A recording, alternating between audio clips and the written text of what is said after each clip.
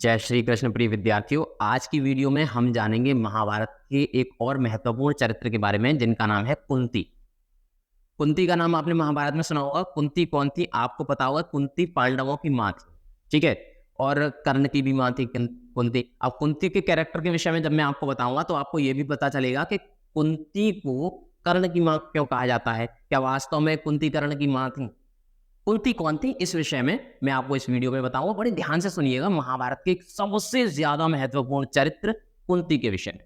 देखिए, भगवान श्री कृष्ण के दादाजी का नाम था शूरसेन। वो यदुवंश के पितामह कहलाते थे। यदुवंश यानी कि यादवों का जो कुल था, मतलब भगवान श्री कृष्ण वाला जो कुल था, उनके पितामह थे राजा शूरसेन। अब राजा शूरसेन के एक प्रथा नाम की पुत्री थी। उसके रूप और गुणों की कीर्ति दूर दूर तक फैली हुई थी। अब शूरसेन जो है भगवान श्री कृष्ण के दादाजी शूरसेन के फुफेरे भाई थे। उनका नाम था कुंती भोज और उनके कोई संतान नहीं थी। शूरसेन ने कुंती भोज को यह वचन दिया था कि उनकी जो भी पहली संतान होगी वो कुंती भोज को दे देंगे, क्योंकि कुंती भोज को कोई संतान नहीं थी, ठीक है ना। तो पहली संतान कौन थी? प्रथा नाम की वो कन्या, और बहुत सुंदर कन्या थी, बहुत तेजस्वी कन्या थी। तो उन्होंने क्या किया कि अपनी पहली संतान यानी कि प्रथा को उन्होंने कुंती भोज को गोद दे दिया। अब कुंती भोज को जब उन्होंने गोद दे दिया तो उसी कन्या को, जिसका नाम प्रथा है, उसी को बाद में कुंती कहा गया। कुंती भोज के यहां आने पर प्रथा का नाम कुंती पड़ गया। अब कुंती बचपन में ऋषि दुर्वासा एक बार उसके यहाँ भोज पर पधारे थे, कुंती भोज के यहाँ। कुंती जब छोटी थी उस वक्त, कुंती ने 1 वर्ष तक बड़ी सावधानी से ऋषि दुर्वासा की सेवा की। बड़ी सावधानी और सहनशीलता के साथ उसकी सेवा शुश्रूषा जब की तो उसकी सेवा टहल से प्रसन्न होकर ऋषि दुर्वासा प्रसन्न हुए और उसे एक उपदेश दिया। बोले कि कुंती भोज कन्ये, तुम किसी भी देवता का ध्यान करोगी तो वह अपने ही समान एक तेजस्वी पुत्र तुम्हें प्रदान करेगा। यानी जैसे तुम प्रार्थना करोगी ना, किसी भी देवता की प्रार्थना करो, वो देवता स्वयं तुम्हारे सामने प्रकट होगा और अपने समान एक पुत्र तुम्हें प्रदान कर देगा। इसी प्रकार अब एक बार जो है कुंती को ऐसा मन हुआ, उसने सूर्यदेव के विषय में सोचा और सूर्यदेव को बुला लिया। सूर्यदेव के संयोग से कुमारी कुंती ने सूर्य के समान ही एक तेजस्वी पुत्र को जन्म दे दिया। जन्मजात कवच और कुंडलों से सज्जित था ये बालक। यही बालक आगे चलकर शस्त्रधारियों में श्रेष्ठ कर्ण के नाम से विख्यात हुआ। सूर्यपुत्र कर्ण, इसीलिए तो उसको सूर्यपुत्र कहा जाता है। सूर्यपुत्र और प्रथा पुत्र इसलिए कहा जाता है क्योंकि वो प्रथा का भी पुत्र। लेकिन चूंकि विवाह से पहले ही संतान का जन्म हो गया था तो लोकलाज से बचने के लिए उसने कर्ण को त्याग दिया था। इसलिए बच्चे को उन्होंने क्या किया कि एक छोटी सी पेटी में बड़ी सावधानी के साथ बंद करके उसको गंगा की धारा में बहा दिया। बहुत आगे जाकर अधिराज नाम के एक सारथी की नजर उस बालक पर पड़ी थी और उसने पेटी खोल कर देखा तो उसमें सुंदर बालक सोता हुआ मिला। अधिराज निसंतान थे, बालक को पाकर बड़े प्रसन्न हुए। सूर्यपुत्र कर्ण इस तरह एक सारथी के घर में उसका पालन पोषण होने लगा। इसलिए तो चूंकि वो सारथी के घर में हुआ था तो उसको इसीलिए सूर्यपुत्र माना गया, जबकि था तो वो सूर्य और कुंती का पुत्र। इधर कुंती विवाह के योग्य हुई। राजा कुंती भोज ने उसका स्वयंवर रचा। उससे विवाह करने की इच्छा से देश विदेश के अनेक राजकुमार स्वयंवर में शामिल होने आए। हस्तिनापुर के राजा पांडु भी स्वयंवर में शरीक हुए थे। कुंती ने उन्हीं के गले में वरमाला डाल दी। महाराजा पांडु का कुंती के साथ ब्याह हो गया और वह कुंती सहित हस्तिनापुर लौट आए। उन दिनों राजवंशों में एक से अधिक ब्याह रचाने की प्रथा थी। इसी रिवाज के अनुसार पितामह भीष्म की सलाह पर महाराज पांडु ने मद्रराज की कन्या माद्री से भी विवाह कर लिया।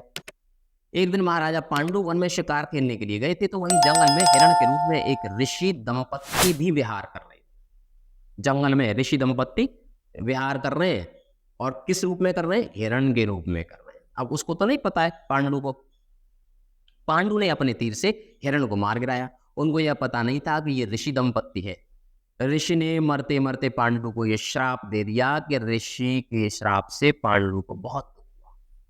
साथ ही वह अपनी भूल से खिन्न होकर नगर को लौटे और पितामह भीष्म तथा विदुर को राज्य का भार सौंपकर अपनी पत्नियों के साथ वन में चले। इतना ज्यादा उनको डिप्रेशन हो गया कि यार मैंने ये गलत किया है। तो उन्होंने क्या किया पांडु ने? कि पूरा राज्य सौंप दिया। किसको? अपने भाई को धृतराष्ट्र को और पितामह भीष्म को, और फिर दोनों पत्नियों को लेकर वो जंगल में जो प्रायश्चित करने के लिए चले गए। वहां पर ब्रह्मचारी जैसा जीवन व्यतीत करने लगे। कुंती ने देखा कि महाराज को संतान लालसा तो है, लेकिन ऋषि के शापवश वह संतान उत्पत्ति नहीं कर सकते। अतः उसने विवाह से पूर्व दुर्वासा ऋषि से पाए वरदानों का पांडु से जिक्र किया।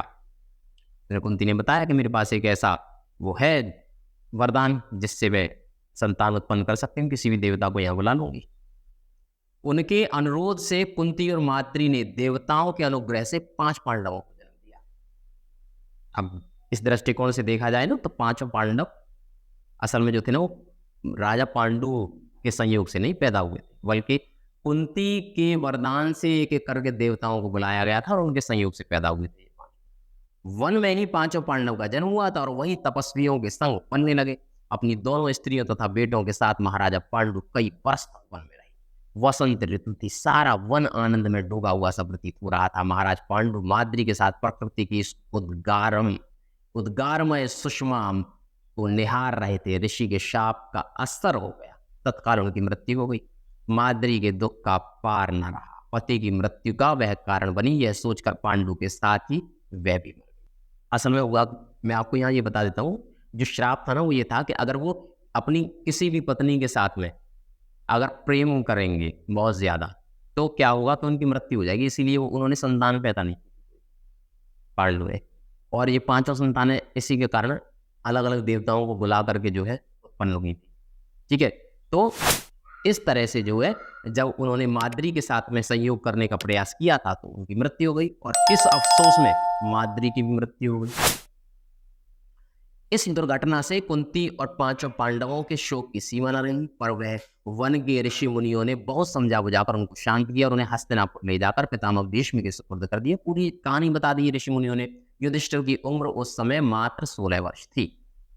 हस्तिनापुर के लोगों ने जब ऋषियों से सुना कि वन में पांडु की मृत्यु हो गई है तो उनके शोक की सीमा न रही। पोते की मृत्यु पर शोक करती हुई सत्यवती अपने दोनों विधवा पुत्र वधुओं अंबिका और अंबालिका को साथ लेकर वन में चली गई। तीनों वृद्धाएं कुछ दिन तपस्या करती रहीं और बाद में स्वर्ग सिधार गईं। अपने कुल में जो छल प्रपंच तथा अन्याय होने वाले थे उन्हें न देखना ही संभवतः उन्होंने।